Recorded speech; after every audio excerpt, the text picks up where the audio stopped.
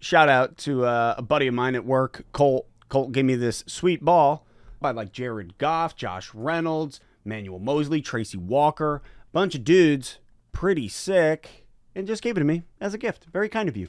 Thanks, Colt. Now, the linebacker room is a very fascinating subject for the Detroit Lions heading into OTAs, getting ready for training camp.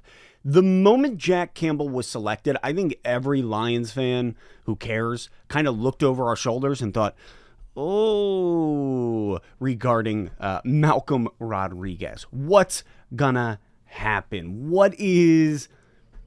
And I think we all know and knew the moment Campbell was selected, your snap count is going to decrease, Rodrigo.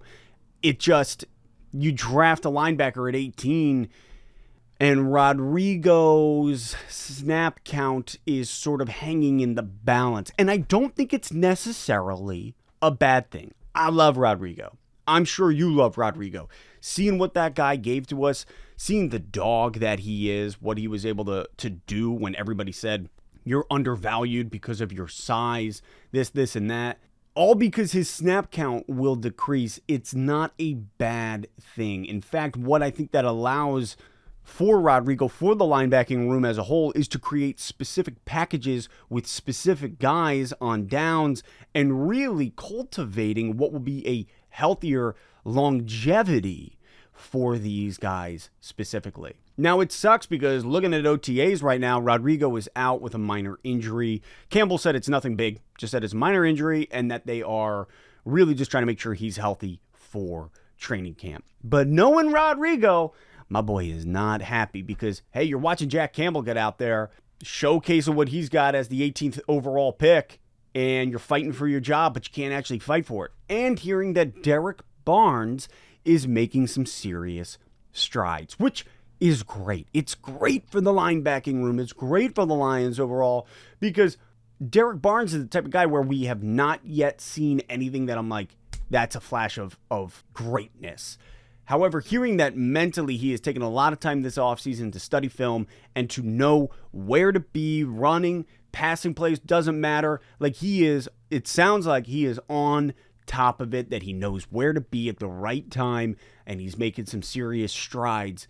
And really all that does is, hey, it gives him more versatility going on into the future where he could play multiple linebacker roles. As a whole, the linebacking room, it just sounds like it's being elevated.